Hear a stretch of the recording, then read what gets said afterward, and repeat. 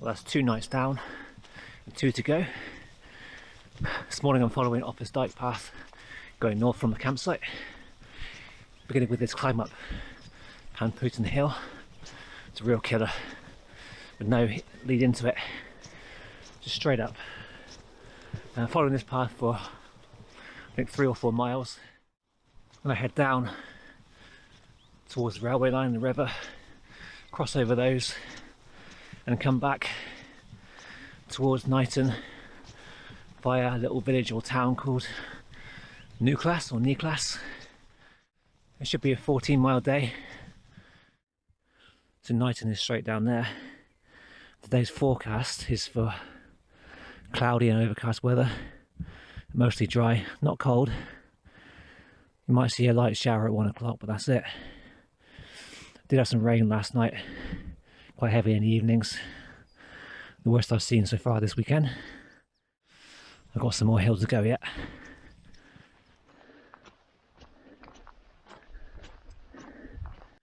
The good thing about following a national trail is that the waymarking's consistent. You have to do very little navigation to get anywhere. I think Offa's Dyke Path's around 200 miles long. I'd love to do the whole thing one day. It takes an average of 14 to 16 days for most people to do it. That's quite a lot of time off work for me. Plus you've got to plan it and prepare it to get your food at certain points and not carry it all in one go. I'm sure it's doable.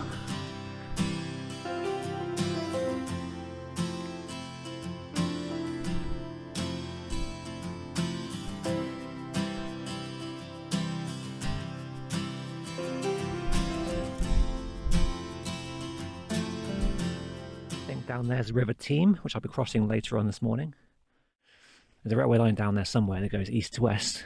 Unfortunately, Offa's Dyke goes north to south pretty much, so I can't really make use of it today. Tomorrow morning I plan to head south from Knighton, going along Glinder's Way for a bit, then coming back across some forest and woods somewhere over the hill, and then back along Offa's Dyke from the south, back to the campsite. That should be an 18-mile day. Last night was Friday night at the campsite. We had a few new arrivals. First there was Loudman, pitched next to me. They turned up when it started raining, so there was a bit of a domestic going on. Trying to pitch in the rain, they couldn't find certain things like the pegs, I think. Evening went on, he carried on talking in his normal loud voice. I fell asleep in the evening quite swiftly, and I got woken up again, probably about midnight I guess, by the sound of him grunting. What I'm going to say is it didn't last very long. He sounded quite relieved by the end of it. And then, along with Loudman, we have a couple renting a yurt on the site. But all through the evening and up till 10 o'clock at night, they were playing this rubbish dance music on a radio station. One of those with the crap DJs and the constant doom, doom, doom. It wasn't very loud at all, but when you're trying to kind of relax for the evening and read a book, it's quite disturbing. I mean, they're sat there clapping away and all that, and they're not hearing the bird song in this area, not hearing the crackle of the fire next to them. I reckon they'll all be here again tonight, but then tomorrow is Sunday, so they might all bugger off and give me one last night of peace before I eventually come home.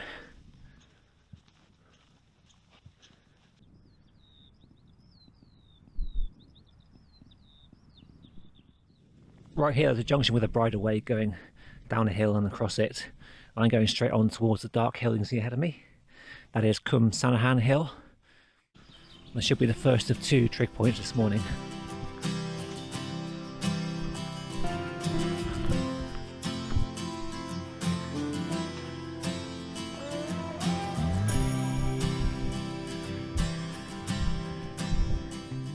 For the past 2 days I've worn my leather boots.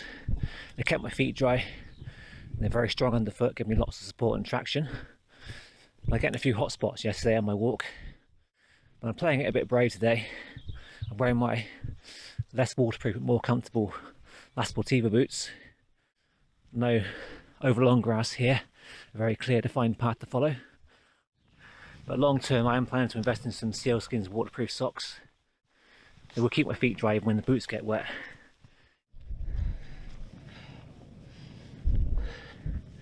Here we are, Cumsanahan Hill, 405 metres above sea level.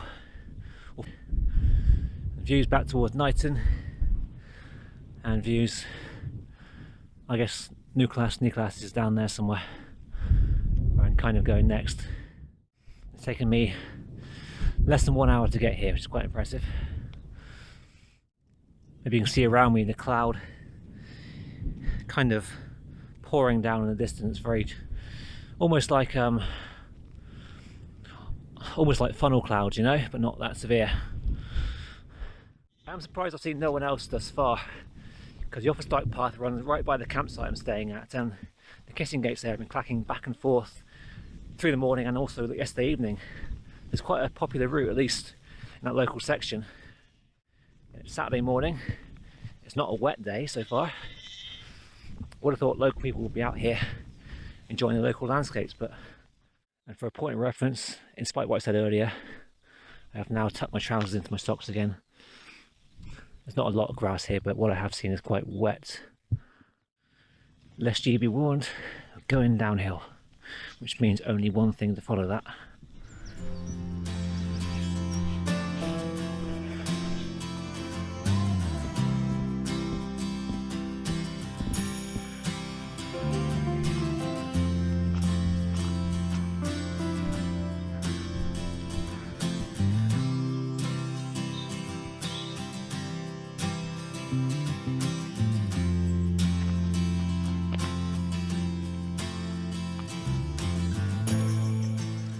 Now the path follows a byway heading up towards Panpwnton Hill.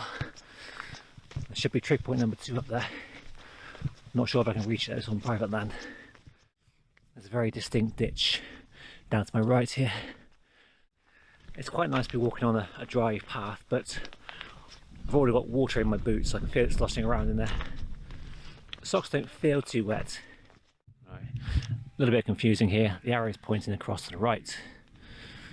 That's not the right way I want to go. There's a brighter way going that way, but that's not Offa Dyke path. I want to follow this track around, continuing north. I went down, it just didn't look right at all. I was going east, my compass was saying, so I thought I'll come back here. This dike is on the map, quite visible. There's a footpath on the other side. But yeah, this byway continues on Offa Dyke path, I'm pretty sure of that now.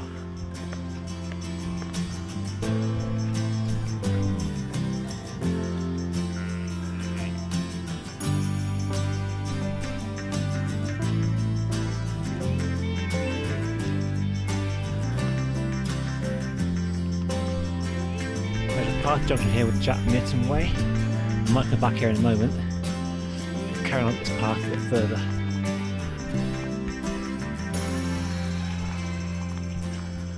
I can see it right now, just beyond that way marker post over there somewhere, on the field boundary ahead.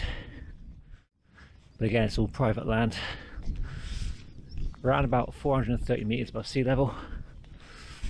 And the highest point on Panpwnton Hill is just over this side. It's only 2 metres higher though, and again that's technically private land you can't get onto. So there's the trig. As you can see, the private gate is chained shut. I might do it. There's no one that way. The dike is over there now, apparently. There's an interesting dragon sculpture on this side.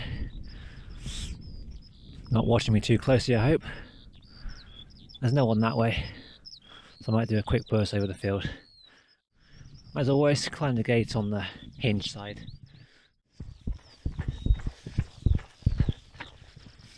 Easy. Came away, of course, with even wetter socks and feet.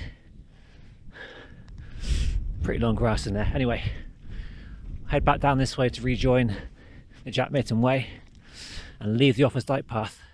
I think my original plan was to carry on back that way a short distance and reach the road, and then follow that road all the way down the hill into the bottom of the valley. There's quite a long road to walk on. I'm going to try and go this way and give myself some more enjoyment rather than doing too much tarmac in one day.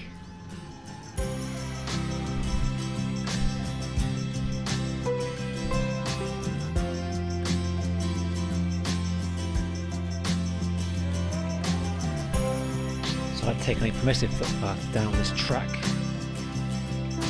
I've rejoined the Mytton Way a bit further on.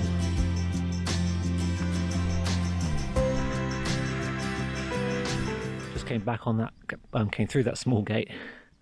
We're now back on the Mytton Way, going downhill past the farm and towards a road eventually.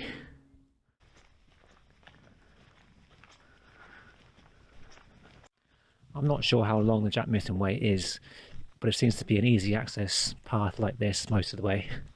I've seen bits of it near Church Stretton before, and it's again similar to this. When I get down to the next road, I've got about a mile to walk going west before my intended crossing point over the river. And from there I climb up towards another hill with no trig point, but it might be a nice view for lunch. Yeah, we'll see how that goes. It's about 10 to 12 right now, so I could be there in good time.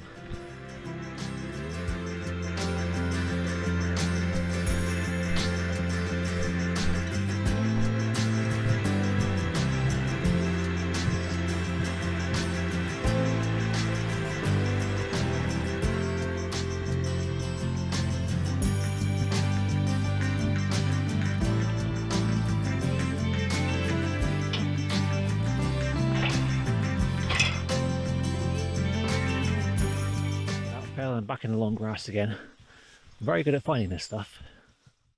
I survived that bit. Oh, a slight change of plan back there. I got to the lower Goitra farm by the B road, but there was no footpath sign. I'm pretty sure it does go through there, but I'm quite anxious going through farm yards as it is. And that path goes right along the track past the farm buildings. You never know what you're going to find further on, you know. It could be a obstructed path or who knows what. So I went back to the road and walked further west along the B road, and I came up here past Brynedin Farm. And that was quite hard going. All the gates are unlocked, but the way marking's absent. And that's not uncommon in Wales, I've found in the past. Those who know, and those who don't know have to rely on map skills. I'm finally heading up towards this hill for lunch. It's nearly 10 to 1, so it's about time really. But looking around at the surroundings, it's going to be quite overgrown with bracken. Probably not very sit down worthy, but we'll see.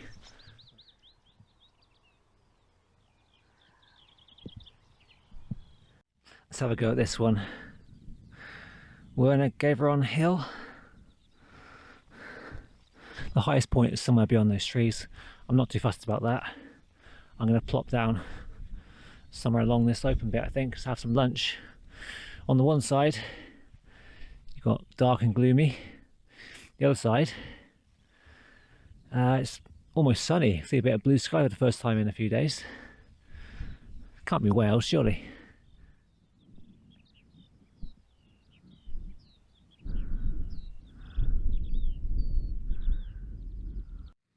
I was wanting to take these boots out, pour out the excess water and just maybe air them out for a few minutes, but I don't want the idea of putting it back on again. That's not very nice to me. On the way back I might buy some newspaper from a local shop and see if I can dry them out overnight. I don't know if you can see it, there's a very faint but dark shadow standing over the rest of these hills. I'm not sure what it is. It might be the Radnor Forest. As for the way back from here, I'm on the hill now. I'm going to carry on west along this easy track. Down, I might come down this way somewhere. Try and avoid the B road. Try and follow some of these paths and get to the castle, which should be straightforward. From there I could get the train back from Knucklas back to Knighton. Yeah, I was going to do some more road walking, but I'll see how it goes. Just for the record, I have seen 2 other walkers on today's route. Firstly, this morning I passed a guy, said hello to him on Offa's Dyke path, and shortly after that, off camera, I slipped over, I went backwards, going down some wooden steps, and then Just after the second trig point, when I went down on Mytton Way, another guy passed me on the Offa's Dyke track. Didn't quite see each other, but I saw him go past. Apart from that, I've seen no one else really. A few cars drove past on the road, people in one house, but that's it. It's been really, really quiet. In terms of navigation today, I've got this simple waterproof notebook with the walk title I'm doing, distance, timing, where I'm starting from, and some basic guidelines and waypoints on where I'm going.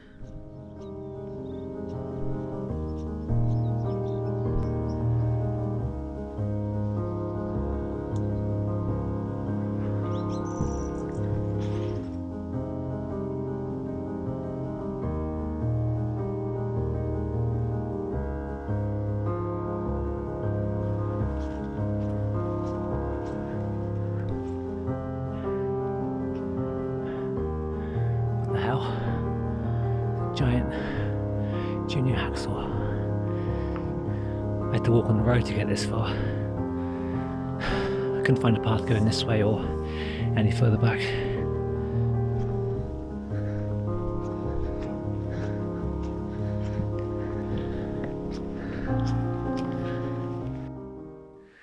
Yep, another old hill fort.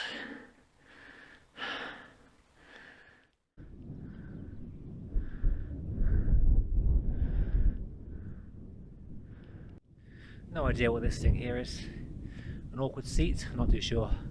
But I'm gonna finish my cup of tea up here, what's left in the flask, and have something to eat again. And then probably head back by the train if I can.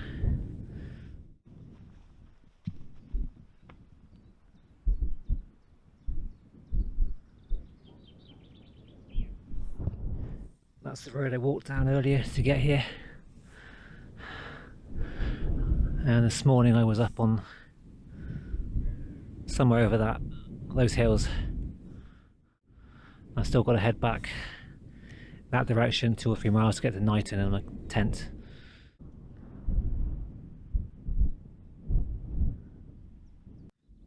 There's enough seed on my socks and in my boots to replant a few fields in this area.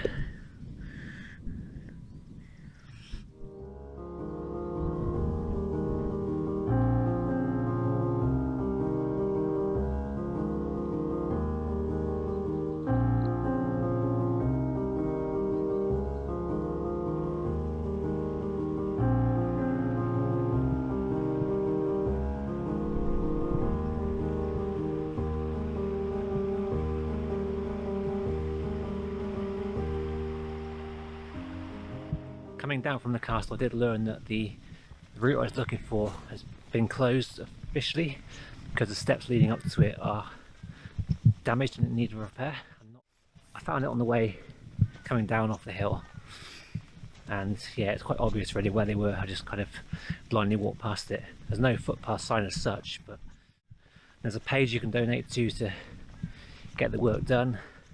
I'll put some links below. But otherwise it seems odd that in Paris, for example, there are so many instances of gates without way marking and that sort of thing. I remember maybe 2 years ago they were making improvements to the Cambrian Way. Paris Council were reluctant to have way markers installed showing the way, which seems quite odd. I'm not sure if that was largely a budget issue or concern, or if that was to do with potentially defacing the countryside and the wild rural area, but surely you'd rather have that in place than have walkers and horse riders wandering aimlessly. I don't know. One final alteration to this route then. I've crossed back over the River Teme. I'm now walking on the B road, not B road, the quiet road I was on this morning. This will take me directly to the point where Offa's Dyke crosses the farm, where I'm camping. So 3 kilometres from now I'll be back. Fairly easy walk, dry feet. Hope you enjoyed following this video. Thanks for watching.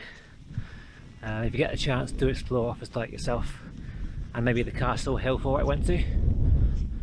The other parts I'm not so sure. I recommend some of them.